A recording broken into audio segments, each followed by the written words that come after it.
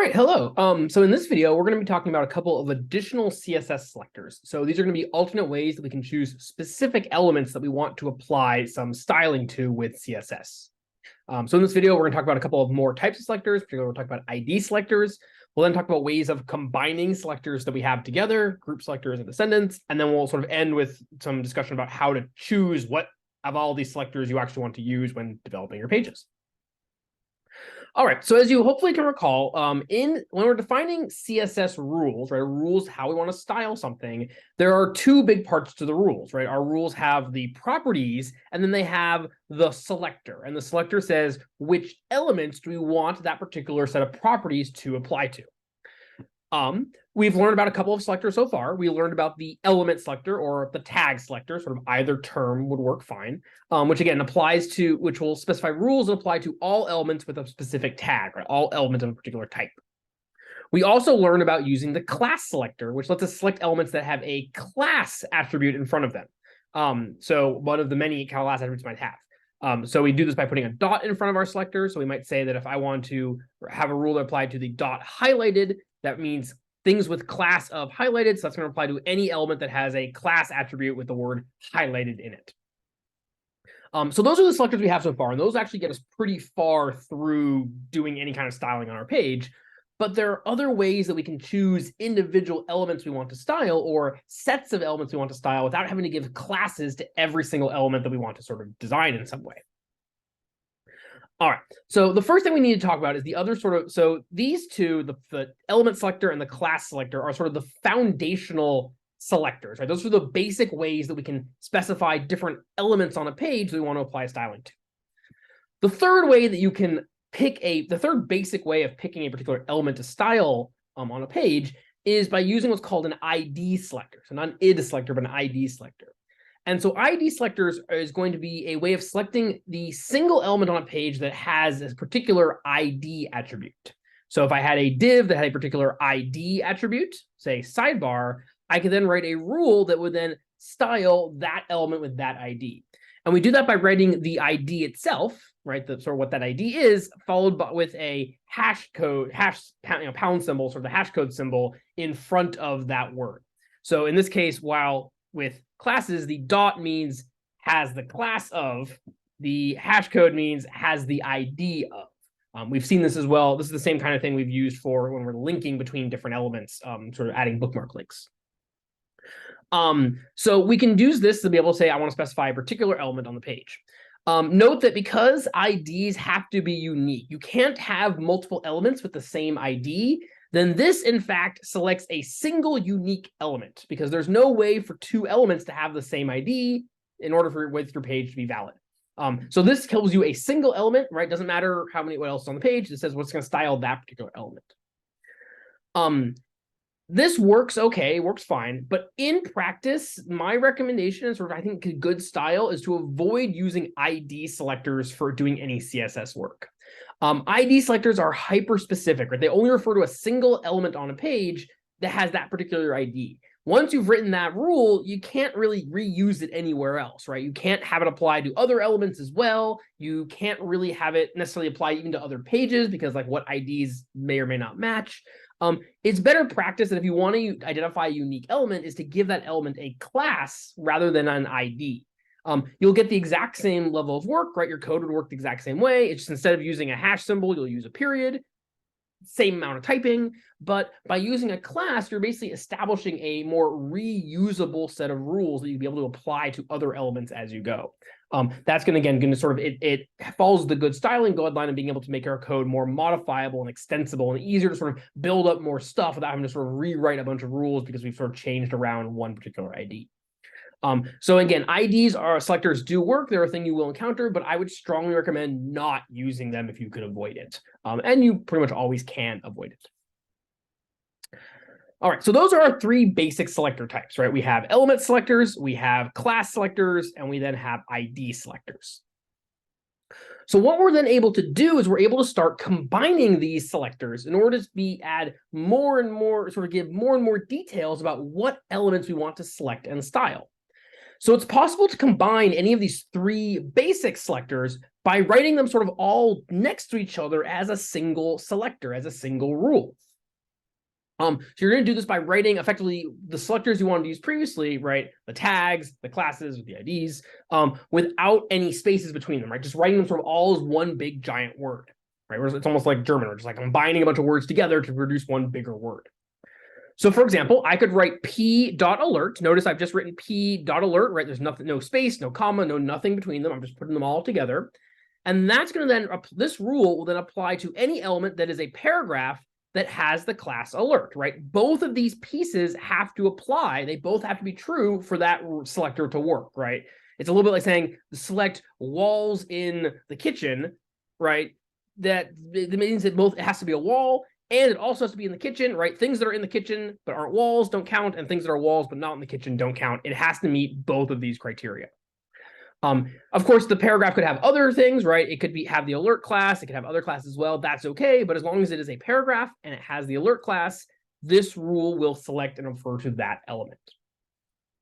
I can keep going with this, right? I can talk about a paragraph that has an alert element class and also has a success class, right? So this means that this paragraph is going to have the class alert and also have the class success. So in general, in HTML, what that would end up looking like, example here, right? That would be a paragraph with class alert and success, right? That is now a paragraph that has the class alert and the class success. That is what our rule is going to select. If you put any of these rules, any of these selectors into Visual Studio Code, right, and you write it out as some CSS, if you hold your mouse over that selector, right, you see how I'm sort of mousing over, I'm sort of hovering over that selector, it'll show you what that property, that element would look like, right? So say this is going to be a paragraph that's going to have a class of alert and also the class of success. It'll have both these pieces. It's possible for it to have other classes as well, right? This could be alert, success, and also pretty, right? It could have other classes as well. It would still get selected, but as long as it meets these three criteria, it would be one of the elements that we're interested in, one of the elements we're talking about. You can, of course, have select elements without a tag, right? I could just put classes. So I could say, let's select the book, any class that has the class book and also has class large and also has class favorite, right? I could pick favorite large books effectively. Right, it has all those three classes. It would then get styled by this rule. So by combining these together, we can basically produce more and more specific rules, right? I can be able to say, let me style the alerts that are paragraphs, not the alerts that are divs. Let me style the highlighted paragraphs, but not the highlighted links. Let me style the large favorite books, but not the small favorite books, right? I can be able to sort of break these rules that'll apply specific changes I want to a very specific set of element based on what classes or based on what elements that thing happens to have. So that's the most basic way of combining selector. There's no actual term for this. I sort of just refer to it as a combined selector, but it's really just like how you can write selectors and kind of make them work together. So there's a couple other ways, of course, we can combine selectors as well, right? So this is the most basic way where you just sort of list all the selectors kind of in a row all together, and that puts it as I will note real fast, maybe kind of obvious, but I'll just double check it. Point it. You have to put, if you're going to select a tag, you have to put the tag and then the class, right? P.alert. You can't put .alert P because then it's looking for a class called alert P. Similarly, you can't have multiple tags, or I can't say a paragraph that is an alert, or I can't say a paragraph that is also a div. That doesn't work because elements are one type at all. So you basically have one class, one type, one tag, element type, but then you can have as many classes as you want. All right, so that's the most basic way of styling, combining rules together. There's a couple other ways we can then go about combining these selectors in order to sort of, again, to select to be more specific and more sort of exact about what elements we want to style. So one way we can sort of combine or group together selectors is by using what is called a group selector. So a group selector is not really a way of selecting more specific elements. It's actually a shortcut for writing lots of rules all at once at the same time. So for example, you can imagine that maybe I'm writing my page and I've decided that I want my heading, my H1s to be colored purple, my H2s to be purple, my H3s to be purple, right? I want to have all these rules styled the same way. I wrote it all in one line in the slides just for space, but I'll spread it out so you can sort of see what it looks like. Right, so these are three separate rules. And this is exactly what we would have written before, right? These are just tag selectors. They have stat properties. That's great. That's all done. All right, so maybe I've said, okay, I want all my H1s to be this particular style. If I also decide that I want all my H1s to maybe have a, how about a text decoration of maybe I want them all to be underlined because I find that important. And I decide I want to do that for all three things, right? All my different headings. Well, I've now had to write the same thing 3 times, right? I've had to write, when I want to change it, I had to change it in 3 different places. That's a lot of, not a lot of work, but that's more work than I expect. And it means that now I've basically repeated myself, right? I've got color, text decoration, color, text decoration, color, text decoration over and over and over again. Exaggerating a little bit, but that's the idea. What we can do if we don't like that kind of repetition is we can use what is called a group selector. So a group selector sounds like a specific kind of selector, but really it's not. Really, it's just a shortcut for writing lots of rules, lots of selectors that sort of have all the same set of properties applied to them in a single rule, sort of at a single place. So rather than having to write color, text, color, text, color, text 3 times, I can write just a single rule that says, let's apply color and text to my H1s, also to my H2s, also to my H3s. And the way that we will do that is we're going to write our rule as normal, but in our selector, we're going to use a comma to basically separate out all the different selectors we want this rule to apply to. So we might say that I want these properties to apply to H1 elements, comma. I also want to apply to H2 elements, comma. And I also want to apply to H3 elements. And now I'm done, no more commas. So having these 3 separate rules and having one rule where I'm using a group selector to say, let's apply it to H1s, H2s, and H3s at the same time are identical. They're doing exactly the same work, right? There is no functional difference between writing this and writing all these guys. The only difference is the amount of typing that I had to do and put inside my code. Now, to be really clear, right, if I mouse over these selectors, you see how when I mouse over that H1, it says the selector that I'm talking about is the H1. And when I mouse over the H2, it says the selector I'm talking about is the H2, right? There's no relationship between these, right? There doesn't say anything about how the H2 relates to an H1. I'm just saying there's 3 different selectors.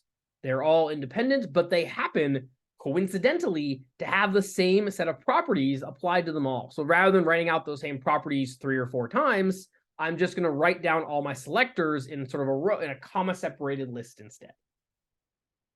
So that's going to be our group selector, right? The comma is what's called this group selector because we're just grouping a bunch of other selectors kind of in a bunch, right? We're just kind of gathering them all together.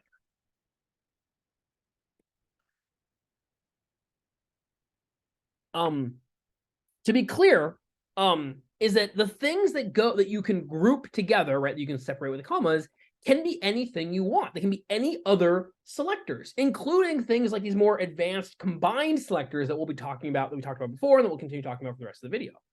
So for example, if I want to use, here, I'll just copy this rule in so we can see what it looks like. Right, I could write a rule that says, let's apply the color green to any element that has the class green, right? Notice if I mouse over the dot green, it says that's an element with the class green. But also apply this property to any element that is a paragraph with the class alert success, right? p.alert.success. So I can say keep really complex rules, including with lots of sort of combinations and sort of combining these things together. Combine that with my I can use the group selector to basically say let's have these fairly complex rules have the same properties apply to other complex rules as well. So I can mix all these things together as I go.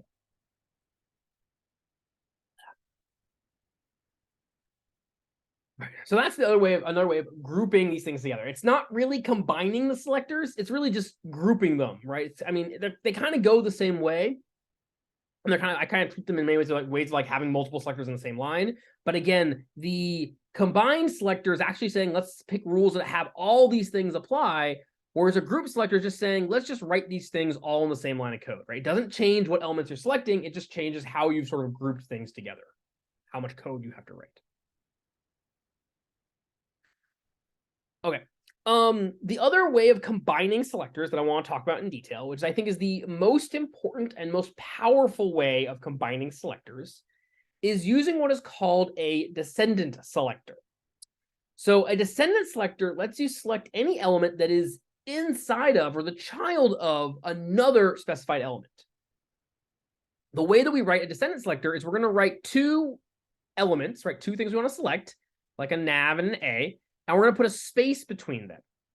Note that we're not putting this, they're not shoving them together like we did with our combined selector, and we're not putting a comma like we did with our grouping selector. We're just going to go ahead and put an empty space between these two things. So if I write this selector, I'll scroll down here so you can see it, nav A, what this then refers to, and I can mouse over to see, is this is going to select any anchor element that happens to be inside of a nav element, right? So if there's a nav and somewhere inside of it, there's an anchor element, we're going to select that anchor. We're not going to select the nav, right? The nav actually doesn't get styled in any way. We're just saying we're selecting anchors that are inside of, that are descendant from that navigation element. So in my HTML here, right, I have an anchor element that is inside of a main. So therefore it would not get applied, right? This nav A would not apply to it. If I then somewhere else had a nav element, oh my gosh, that had a nav element and then had an anchor element inside of it. Here, we'll just copy the high school link. All right. Nav, right? This anchor element that is inside the nav would get selected by my descendant selector. Again, it's descendant. Think like ancestry, right? That if the A has some ancestors who happens to be a nav, right, somewhere further kind of up the tree, kind of further up along the way, right, that A is inside this nav, then that rule will apply to that selector will apply to it. Note though, again, we can use any of these kind of previous basic selectors and also any combined selectors that we want. So for example, I could write a div space alert, right? And if I do that, let's see what this looks like. Right, this is saying let's select, here, watch it over, any element that has the class alert that happens to be inside of a div. So don't select elements that have the class alert if they're not inside of some other div grouping them together. Now, to be really clear, there's a space here, which means that we are using our descendant selector. If we don't put a space there, right, note if I just put a div.alert without a space in the middle, then now, and you can see this when I mouse over in VS Code, now we're selecting divs that have the class alert, right? Now I'm looking for an element that has both parts, that is both a div and is an alert. If I have the space, so I'm using my descendant selector, then I'm talking about elements that have alert, whatever type they are. They could be paragraphs, they could be anchor elements, they could be tables, they could be anything we want, as long as they're inside of a div at some point, right? So those are two different things. That is a sort of just basic combined selector. With the space, this is now a descendant selector. In CSS, every single punctuation mark matters, really, right? Whether you have a space or don't have a space actually is really significant. They are very different kinds of selectors. They mean very different things. If I put a comma here, remember, now I'm using my grouping selector so that now I'm not even talking about, there's now no relationship between divs and alerts. I'm saying, let's style any element that's a div, and let's also independently style any element that has a class alert. It doesn't matter if that alert is in the div. It doesn't matter if the div has an alert. These are now styling two different things. But when I use the descendant selector, I'm saying, let's style any element that has class alert if it's in the div. I won't style the div. I'm just going to style the alert as long as it's inside of that div, right? As long as that is who its parent, its ancestry happens to be. You can have these things go deeper, right? You can add more and more descendant selectors. You can combine these things as we go. So for example, this is a common kind of rule you'll see, right? I can say, let's talk about styling anchor elements that are inside of list items that are inside of an unordered list. So any anchor element that's not in a list item will get selected. And if that list item is in, say, an ordered list instead of an unordered list, then this anchor item still will not get selected. Now, again, the selector only applies to the last piece, right? To that anchor element. These things aren't getting styled by this rule. They're just being used to indicate where that anchor element happens to be in order for this to work. And so you'll see this kind of thing fairly often about how we want these to go. I think I was about to say something else. So when we're reading the descendant selectors, and really even when you're reading the combined selectors a little bit, I often try to think about reading them backwards a little bit. So rather than thinking about reading like, let's select the ULs and then select the LIs, then select the As, that's kind of what's going on. But the way I try to find it a little bit easier to say, let's select anchor elements that are inside of lists that are inside of ULs. You can't think of it, go find every UL. Now inside of those, go find every list item, right? Ignoring everything outside of the ULs. Now inside of those list items, go find every anchor, right? Ignoring everything outside of those list items. And then those elements you've now found, those you've anchored, that's what you're now styling. So that's how now you can put this thing together. The Descendant selector, I think, is the most useful and most powerful selector, like selector combination you can do in styling. Well, this tends to work really well is because this lets us be able to do things like this kind of work. I can now say, let's apply some rules that apply to particular sections of my page. So I can be able to style different parts without just having to without having to add a bunch of extra classes or having to sort of style things in more complex ways.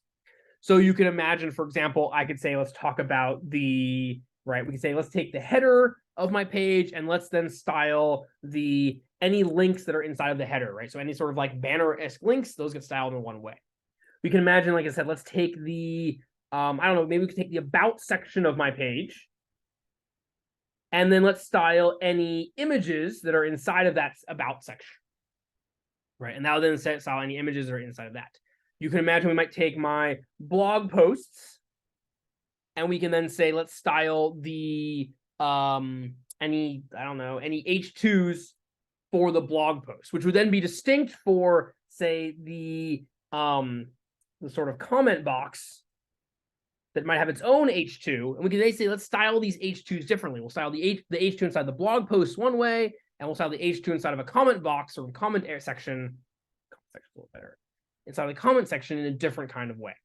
So what this lets us do is this lets us, rather than having to add classes to the individual H2s, I can instead say, let's add classes to kind of the sections of my page or the parts of my page in order to style those parts. And then I can say, refer to each set of elements that are inside of them in their own kind of particular way. This ends up producing a really clean kind of CSS. It's a really nice way of being able to write your code, where you can think about what are the different parts of my page, and then what styling needs to apply to just the elements of those parts, where how you define those elements is really going to be based on their tag or maybe based on a class, but sort of they're not too complex. You're not writing really complex structures. You're basically saying pick a part and then pick the elements inside that part. It's a little bit following that sort of BEM model that we talked about when we talked about class naming things. Okay.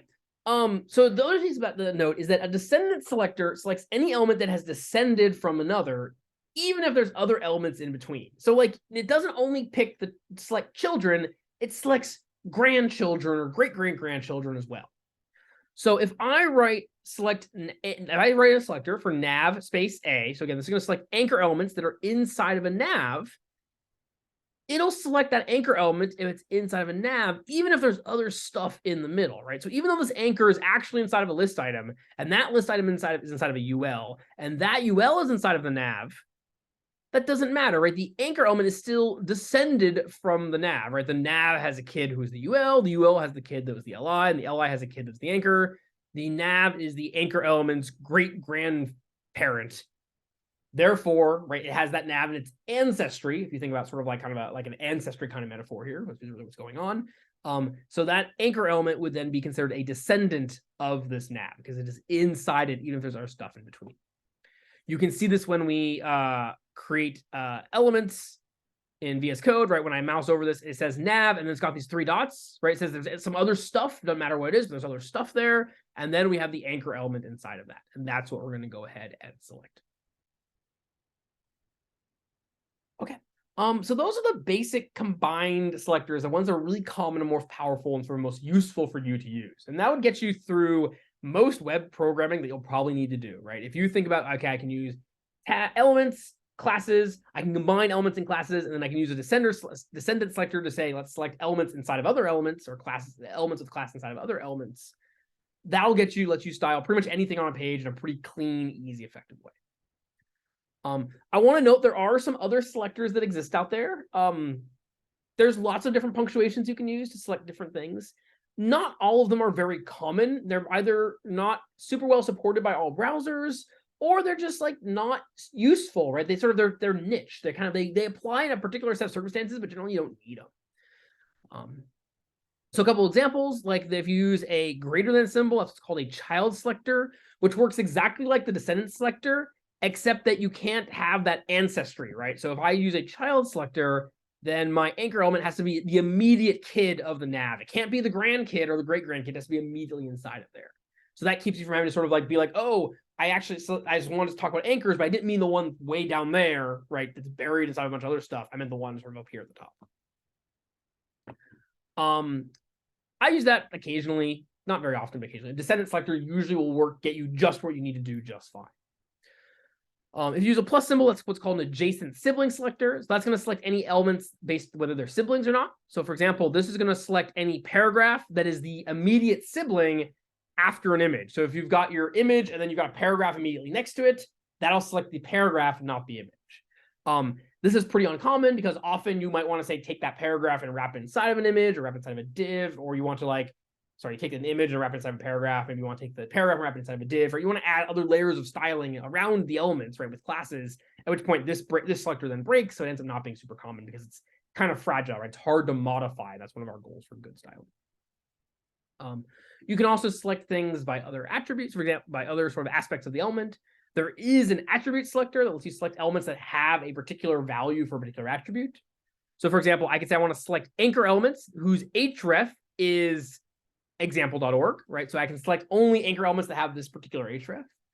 That can be vaguely useful if you have some attribute that's going to be shared across lots of different elements, and so you want to select only elements of that type, right? If you want to say, so let's style things that have a particular link, let's style input elements if they have a particular type. That's a very common way of doing it. But in practice, this ends up being, again, really specific. If you change this link a little bit, suddenly your styling doesn't work anymore. So it's generally better practice to say, let's style all links because they're links based on where they are, rather than trying to say, let's only style elements based on a particular attribute. So in general, I don't recommend you use the attribute selector at all. I don't really recommend you use adjacent sibling. You probably don't even ever need to use child, right? I don't recommend that you use any of these, but I want you to be aware that they exist. And part of the reason I want you to be aware that they exist is so that if you're working on a web page, right, if you're working through the CSS provided by some platform like WordPress or whatever, Canvas, if you are working on some styling, some CSS, you're trying to modify a page that somebody else wrote, right, that some other previous librarian who sort of had your position was doing that work, and you come across any of these kinds of selectors, that's okay, right? You don't need to have this all memorized or know these things. You can always look up how they work.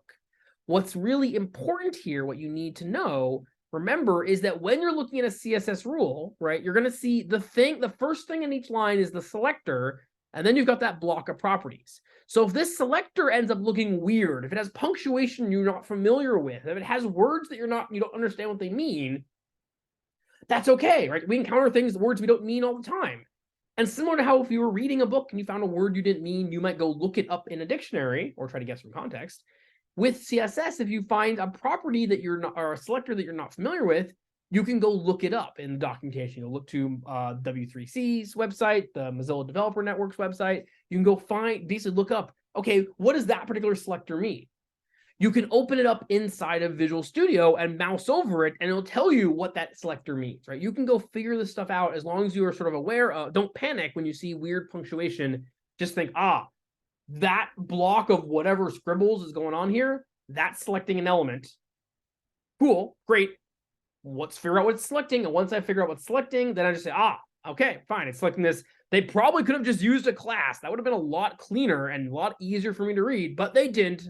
Now we can figure it out anyway, and that's okay. But yeah, so again, there's lots of other selectors there. If you find one you don't know, look it up. And that's great. That's what we do in web programming, right? We don't memorize everything. We look things up when we don't know how they work. Okay, so there's a bunch of different selectors, right? We've talked about there's tags, there's classes, we've got IDs, we don't use IDs. We've talked about using like descendants and grouping and like, okay, so when do you use these, right? How do you choose what selector you want to use for any particular part of your web page? So I tried to write down some general heuristics, kind of guidelines for how to think about what selectors are. These aren't rules, right? They're not saying you have to do it this way, because what you do could depend on your page, your choice, your own personal preferences, your own styles, whatever.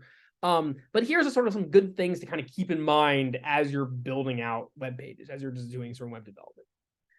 The main rule with picking a selector is you want to be as general as you can, but as specific as you need to be.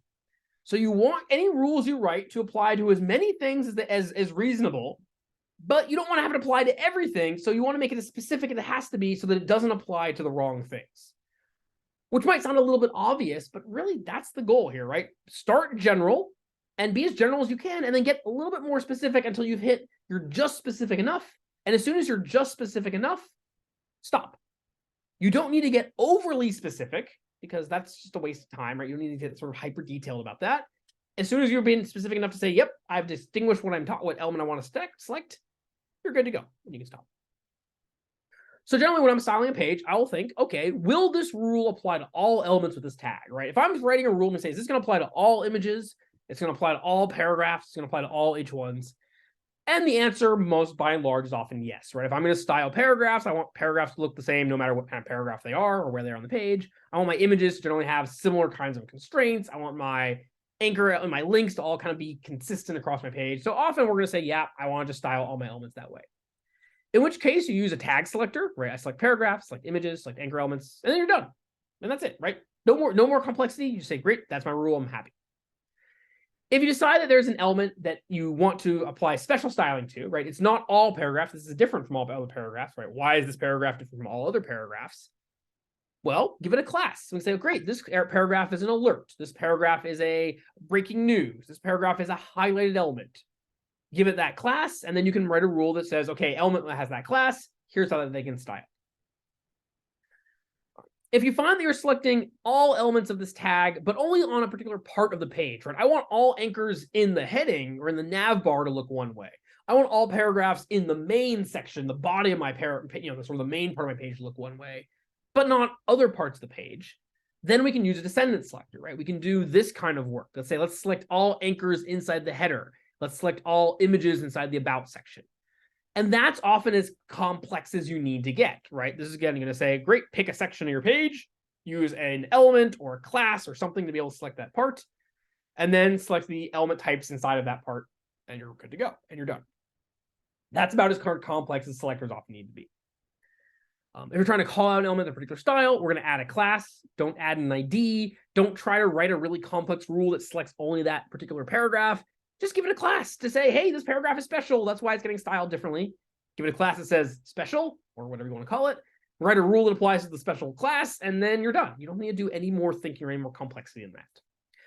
CSS selectors can get really complex. You don't need to make them that way. You actually don't need to do much more than this kind of thing. This is really about as complex as we're often going to get. Okay. Rules usually don't have more than 2 to 3 selector parts, right? This one has 2. 1, 2. This one has 3, right? Paragraph alert success. What other examples that I have, right? This one, I mean, that's a group selector. It's a little bit different.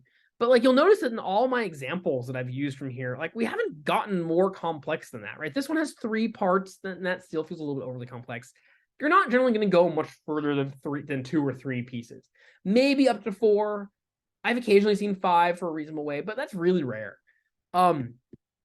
Right? In general, you're only going to have 2 or 3 parts. So if you find yourself trying to write a rule that's got like 5 or 6 or 8 different parts to it, it's probably too complex. You don't need to be that specific. Like you don't need to talk about the wall in the kitchen, in the house, on the street, in the city, in the country, in the planet, on the the universe. Like you don't need to go all that level of detail. You can just say the wall in the kitchen, and like that's as far as you need. And then anyone who's going to deal with your page knows what you're talking about. That's similar to like what we did here, right? Where I would say, let's talk about images inside the nav section. I don't need to talk about that it's the, I mean, maybe I want to talk about the section with class about section, but I probably don't need to do that because my about section probably is a section, and I don't think there's another element that has the about section class that isn't a section, so I probably don't need that extra level specificity.